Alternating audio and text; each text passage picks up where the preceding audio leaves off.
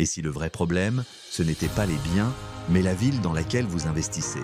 Beaucoup passent des heures à chercher des annonces, à comparer des appartements, à analyser des photos, alors qu'ils sont déjà mal positionnés dès le départ. Les investisseurs qui réussissent ne cherchent pas au hasard. Ils commencent par choisir le bon terrain de jeu, là où les opportunités sont réelles et exploitables.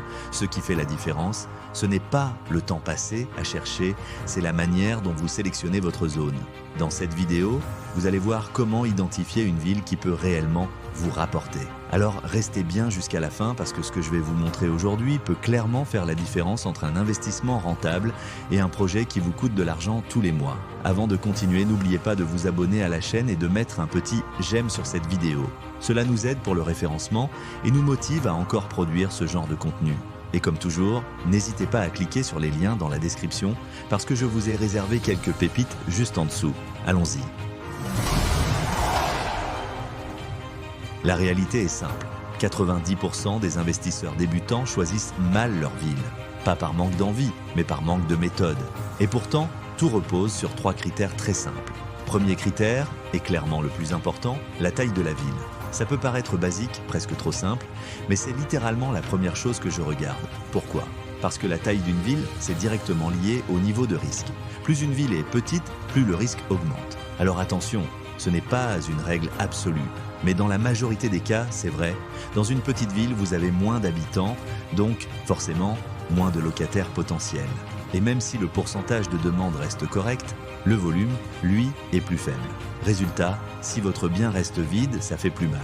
Et c'est pour ça que dans les petites villes, vous devez viser une rentabilité plus élevée pour compenser ce risque. Maintenant, pour vous donner un cadre clair, on peut découper les villes en plusieurs catégories. Vous avez les très petites villes, en dessous de 1500 habitants. Les petites villes, entre 1500 et 10 000 habitants. Ensuite, les villes moyennes, jusqu'à environ 50 000 habitants. Et au-delà, les grandes villes.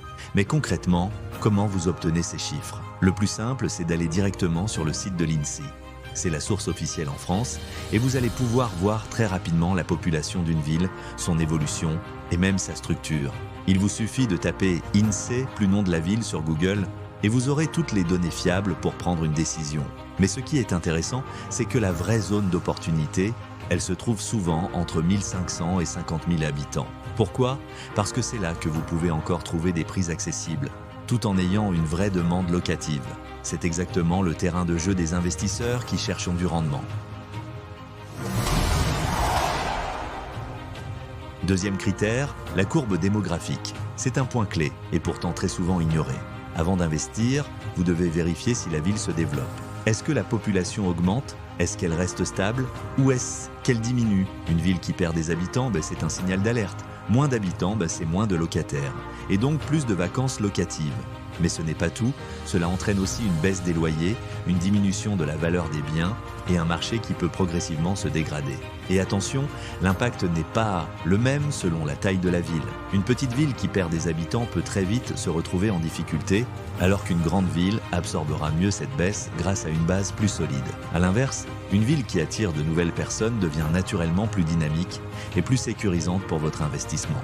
Cela signifie plus de demandes locatives, plus de tensions sur le marché et souvent une augmentation progressive des loyers. Et c'est là qu'il y a de vraies opportunités.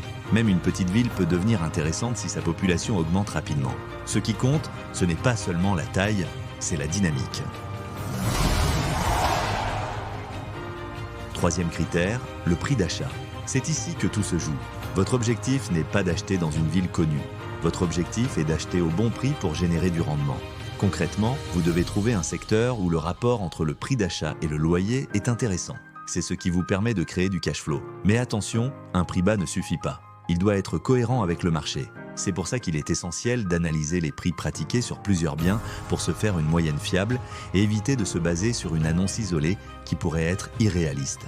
Il faut aussi croiser ce critère avec l'offre de la concurrence. Si vous voyez beaucoup d'annonces avec des prix bas mais des biens de mauvaise qualité, cela peut être une opportunité de vous démarquer avec un bien rénové et mieux positionné.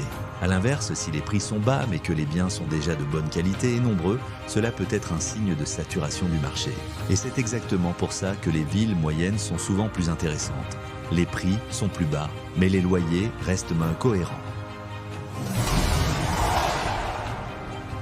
On a vu les 3 critères essentiels pour bien choisir une ville dans laquelle investir. Maintenant, la vraie question c'est comment accéder facilement à toutes ces données? Pour pouvoir analyser tous ces critères, il existe un outil très efficace, Moteur Immo. C'est un outil complet et très détaillé qui vous permet de visualiser rapidement les prix du marché, le nombre d'annonces et la structure des biens sur un secteur donné. Nous avons d'ailleurs réalisé une vidéo complète sur cet outil pour vous montrer comment l'utiliser concrètement. Le lien est dans la description. Et si vous souhaitez tester l'outil, le lien est aussi disponible dans la description. Et si cette vidéo vous a aidé à y voir plus clair, pensez à vous abonner à la chaîne pour découvrir d'autres analyses d'outils, de formation et de stratégies immobilières. N'hésitez pas non plus à partager en commentaire le type de bien que vous recherchez actuellement.